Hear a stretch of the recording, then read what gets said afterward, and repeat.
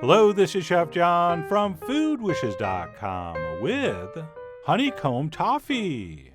That's right, this beautiful confection goes by many names, including Cinder Toffee, Sponge Candy, and some people even call it Hokey Pokey, although I probably would have went with Holy Poly.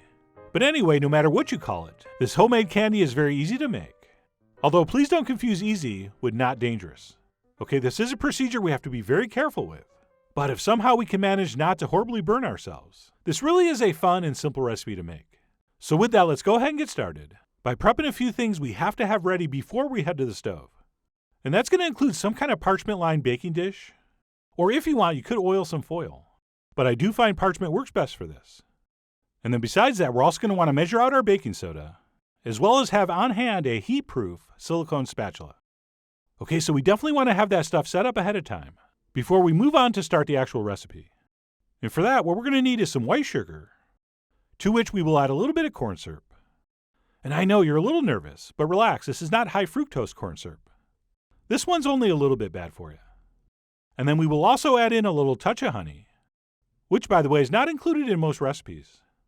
But I do like the flavor it gives, and it is called honeycomb after all. And then last but not least, we'll add a little touch of water. And we'll go ahead and take a whisk and give that a mix. And then what we'll do is go ahead and head to the stove, where we'll place this over medium heat. And as this comes up to temperature, it's going to turn from kind of a thick sludge into something that's thinner but still cloudy. And once it does get to this stage, we can just lose the whisk. And we'll just let it go the rest of the way without stirring. And what's going to happen is that mixture is going to clear up and start to bubble. And what we're going to do is cook it until it reaches a temperature of 300 degrees Fahrenheit. Okay, not Celsius. 300 Celsius would be a little too hot. And I didn't really have time to show it, but I was definitely checking with a probe thermometer. And in the blog post, I will give you a few tips on how to monitor the temperature. But anyway, like I said, we're going to cook that until it's 300 degrees Fahrenheit, at which point it should look a little something like this. And once we've reached our target temp, we'll go ahead and pull that off the heat and make the magic happen. And all we need to do here is dump in our baking soda and whisk it for a few seconds until it's just incorporated. And be cautious because it will bubble up. And then as soon as we have that mixed in, we will quickly switch to our spatula and very, very carefully transfer that onto our parchment paper. Okay, this stuff will burn you severely if you touch it or it splashes on you. So you are responsible for yours and everybody around you's safety. I mean, you are, after all, the Steve Jobs of your dangerously hot blobs. So transfer that in carefully and thoughtfully. And by the way, do not under any circumstances try to spread that out with the spatula. Okay, we don't want to compress this at all, because you're going to ruin the bubbles. So bottom line, we just basically dump it in, and then we wait, and wait. Okay, at least 30 minutes, or however long it takes for this to cool completely. And then once it is cooled completely, and theoretically rock hard, we'll go ahead and remove that from the dish, and break it up, starting with the old drop it on the table trick, which if it's cool enough should cause it to crack. And that's it, I went ahead and broke it up. And then I layered all those pieces up for a nice provocative photo, so you can get a great view of what exactly happened, which was our baking soda activated by the heat, forming hundreds of thousands of bubbles, which basically turn what would be hard rock candy into something that's very light and crisp and basically melts in your mouth.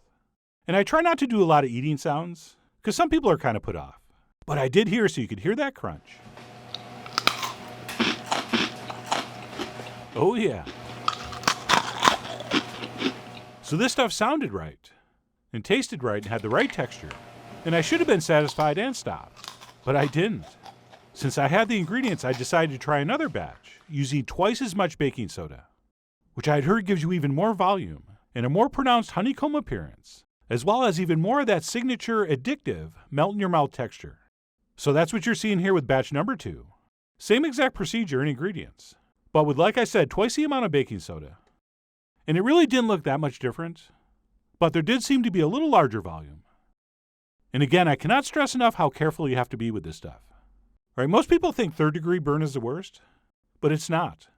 This will actually cause a 4th degree burn, which is the same as a 3rd degree burn, except you have molten hot rock candy fused to your skin, which continues burning for what seems like 20 to 25 minutes. So unless you're tired of having fingerprints, please be careful. But anyway, I transferred batch number 2 in and let it cool. And I went ahead and broke that one up so I could compare. Oh, and by the way, punching it to break it up is not recommended. I almost split open a knuckle there. And as far as appearances go, the second batch did look much better. Okay, a lot more bubbles and it wasn't quite as flat. And it really did look more like a honeycomb. And I know, some nerds in the audience are like, wait a minute, those aren't hexagons. All right, take it easy. You're right. We're using the term loosely here. So with the second batch, the appearance was better. And it was just as crisp. But there was one small issue. This batch did have a little bit of baking soda aftertaste. Okay, it was subtle, but it was there. So when comparing these two batches, we're presented with a classic culinary philosophical debate. Is it better to have something that looks good and tastes great, or something that looks great and tastes good? But before you answer, I should probably mention, we could just split the difference, and maybe have the best of both worlds. So I might have to do a third batch, and if I do, I will pass along the results. But anyway, that's it. The technique for making honeycomb toffee. Whether you eat this as is, or cover it in chocolate to simulate a fairly famous candy bar, as long as you promise to avoid 4th-degree burns, I really do hope you give this a try soon. So head over to foodwishes.com for all the ingredient amounts and more info as usual. And as always, enjoy.